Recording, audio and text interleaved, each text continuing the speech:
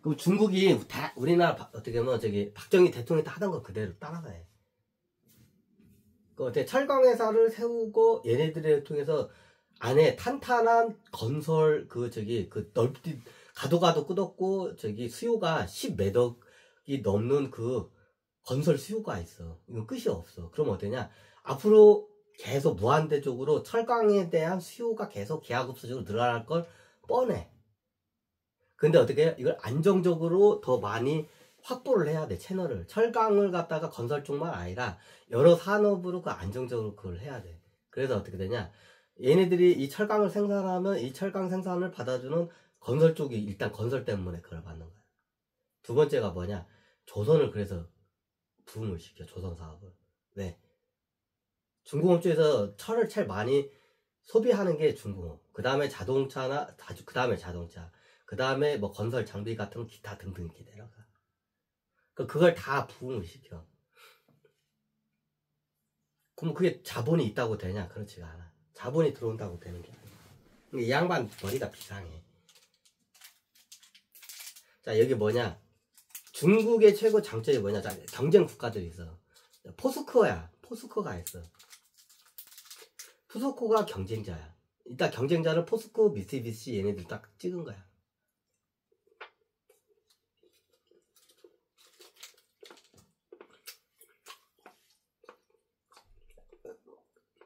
고부가치 갑자기 손을 볼 때도 저 부가가치가 있어. 근데 요거보다 손을 댄 거야. 큰 기술이 필요 없어. 그러면 어떻게 돼요? 김우중 회장 이 양반이 좀 발이 넓어. 그래야 어떻게 되냐?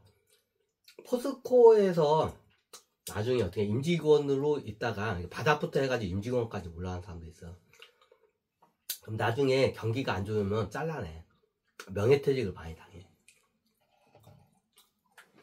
현대제철도 그렇고 우리나라 제철 회사들이 꽤 있어. 대표적인 게 포스코하고 현대제철이야.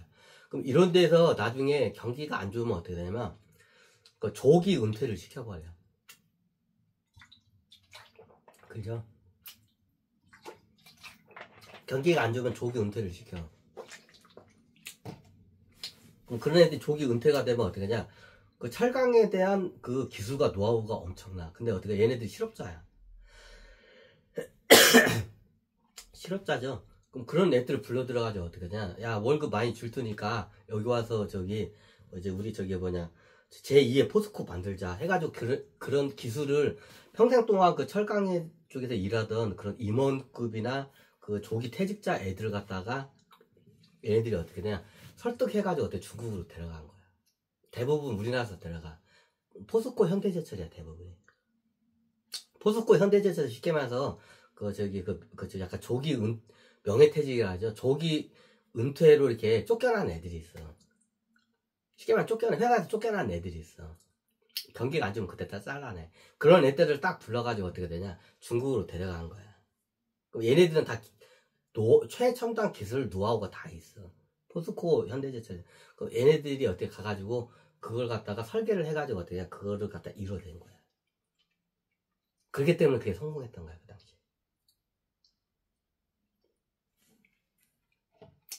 김우중 회장이 그걸 어떻게 다냐면 이게 맨 땅에 헤딩하는 게 얼마나 이게 어리석은 건지를 이 양반이 누구보다 잘 알아.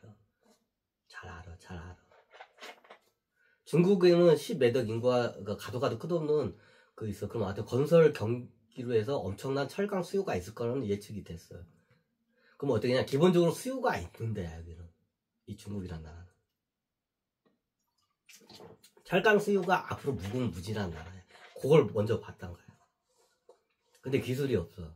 기술을 어떻게 되냐? 저기 잘린 애들이 있어. 포스코하고 현대제에서 잘린 애들이 있어. 조기 은퇴자. 얘네들 실직자야. 어디 고도갈도 없는 애들 어떻게 해요? 얘네들 갖다가 어떻게 돼요? 데리고 가서 어떻게 해냐? 월급 많이 주면서 어떻게 돼? 여기서 그걸 갖다가 신화를 이뤄낸 거야. 얘들은 다 기술과 노하우가 다 있기 때문에. 그럼 처음에 무리한 걸 안 해. 쉽게 할 수 있는 저품질 그 철강 제품들이 있어요. 그거부터 먼저 해. 왜? 얘네들은 장점이 뭐냐? 인건비가 싸. 저가 공세는 얘네들이 넘버원이야. 중국 애들. 그래서 어떻게 하냐? 고부가가치 사람은 자기네들이 안 되는 거 알아. 그래서 처음에 저 부가가치 싸면서 수익을 내면서 고부가치로 이제 한 단 하나씩 이게 올라간 거야, 그 당시에. 이게 지금 중국의 철강 회사들이야, 이게. 그렇게 해서 철강 회사 그렇게 큰 거야. 중국 자체에는 엔지니어가 없어, 철강에 대한. 그럼 그 엔지니어들 다 어디 가냐? 우리나라에서 다 데려간 거야. 그 저기 포스코 그 현대제에서 그 잘린 애들이 있어. 잘린 애들 갖다가 주워다가 거기서 어떻게 냐? 그 설계를 해서 그 만들어낸 거야, 그 당시. 우리나라 엔지니어들이 잘려가지고 중국에 많이 가서 그 산업 부흥을 많이 시켜요. 근데 이게 철강만 그런 게 아니라 조선도 똑같아. 조선도 잘리는 애들이 있어. 잘린 애들 데려다가 어떻게 해요? 그 중국 조선 애한테 그 부흥을 일으키는 거야. 그럼 다른 것 중국어 사람에 다 비슷해. 잘린 애들 데려가지고 중국에서 그 걔네들의 그 노하우와 기술을 기반으로 해서 자기 자본을 대가지고 어떻게 해요? 부흥을 시킨 거야. 그리고 어떻게 되냐? 그 기술과 자본이 들어오고 중국에 있는 저가 노동자들이 있어. 저가 노동자들을 애들이 교육열이 높아. 조금만 교육을 시키니까 바로 엔지니어 수준까지 올라온 거야, 애들이. 중국 애들이. 교육을 시키니까. 머리가 좋아, 중국 애들이. 다른 나라 애들하고 틀려. 굉장히 교육에 대한 열이 세, 중국 애들이. 그러니까 애들이, 엔지니어 애들이 와가지고 어떻게 되냐, 이걸 다 설계하고 세우고 어떻게 되냐, 그 자본이 다 들어오고 상태에서 설계하고, 싼 노동자 애들 갖다 교육을 시켜, 엔지니어들이. 중국의 싼 노동자. 그러니까 얘네들이 어떻게 해야, 짧은 시간에 어떻게 하냐면 얘네들의 숙련도가 쫙 올라가는 거야.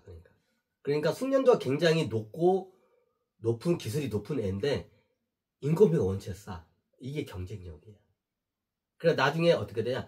나중에 고부가 가치의 그 생산품들도 말도 안 되는 가격으로 어떻게 전 세계 다 밀어내는 거야. 요거야. 그때 김우중 회장이 이걸 딱 설계를 한 거야, 그 당시. 그러니까 나중에 이렇게 하니까 저거 되네. 그러니까 너도 나도 다 그렇게 어떻게 했냐, 그걸 카피를 한 거야, 그 당시. 그럼 요즘에 그 한국 사람들이 중국에 있으면 나중에 거기서 그 창업자니까 임원급까지 올라가, 걔네들이. 임원급으로 돼. 임원급으로서 경영을 해. 그러다가 나중에 돈 많이 벌고 어떻게 하냐, 회사 지분을 갖고 다시 고국으로 오고 거기서 살기도 해, 걔네들이. 이게 중국 신화가 이렇게 해서 이루어져. 우리 한국 사람들은 다 우리 한국 사람들 가서 가르친 거야, 대부분. 일본 사람도 있어. 일본 사람, 한국 사람들 이게 엔지니어 같은 거를 딱 데려다가 어떻게 돼? 애들 여기 그 중국 현지인들 가르쳐. 근데 얘들이 교육률이 좋으니까 금방 숙련도가 금방 올라와. 그러니까 고품질의 고부가치 산업으로 저부가가치 산업에서 고부가치 산업을 그냥 바로 점프를 그러면서 어떻게 고도 성장을 해버린 거야, 얘들이. 중국 애들이. 이거 다 누가 이걸 설계를 했냐? 김우중 회장이 한 거야. 근데 이게 되니까 다 나중에 다른 애들도 이걸 다 카피해서 그대로 쓰니까 이게 막 경제가 부흥을 한 거야, 중국. 몰랐지? 그랬을 거야, 아마. 그러면 중국 공산당에 했던 철강회사 지분은 없나요? 나중에 철강회사 지분을 유상증자 해가지고 더 이제 이게 수요가 늘어나니까 증축을 해야 하잖아. 증자를 하면서 중국 공산당 애들. 왜냐면 이게 증자를 해서 중국 공산당 애들도 지분이 있어야 이 철강회사가 안전해. 지금 자기 김우중 회장 지분하고 화교들 지분밖에 없어, 이 철강회사가. 그럼 얘네들이 나중에 이거 건드려, 중국 공산당 애들이. 그럼 어떻게 얘네들도 지분을 넣어줘야 돼. 그러니까 나중에 이게 성공한 걸 딱 보여줘. 그러니까 어떻게, 씨발, 김우중 회장이 말이 맞은 거야, 딱. 성공을 한 거야, 이제. 막 떼돈을 버는 거야.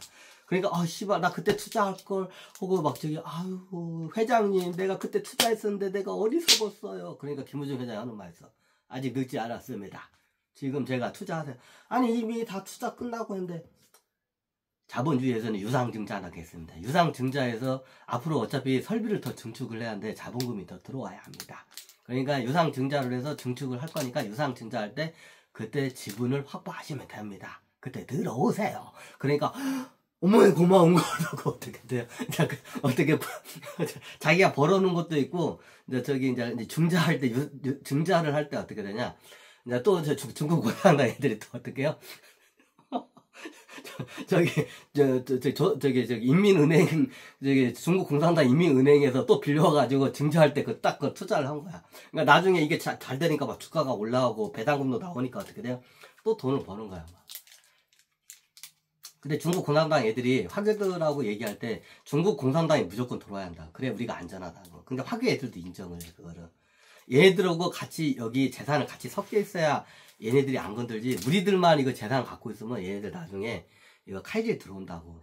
그럼 칼질 못 들어오게 하려면 어떠냐면 지금 공산당 애들이 같이 여기 지분을 섞고 있어야 한다. 그럼 나중에 어떻게 유상증자로 해서 대규모 유상증자로 해서 얘네들도 여기 어떻게 같이 합류를 시켜야 한다고.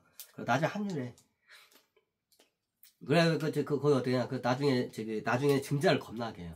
나중에 보니까 막 여기저기서 막 그 철강 제품을 막 보내달라고 막 아구성이야 막 물건이 딱 그냥 돈 벌리는 게 보이잖아. 그러니까 그러면 어떻게 돼요? 철강을 더 생산하려면 시설을 증축을 해야 돼. 시설 증축할 때 어떻게 돼? 그 당시에 유상증자를 확 늘려버린 거야. 그때 유상증자 자본이 누구냐? 중국 공산당 애들 자본이야. 정확히 따지면 인민은행에서 빌려온 자본이야 그게. 이게 건설회사하고 철강회사만 그런 게 아니라 대부분 이런 큰 회사들, 공영회사들, 기간산업 회사들이 있어 중국에는. 대부분에 다 이런 식이야 중국이. 아이고 다 끝났나?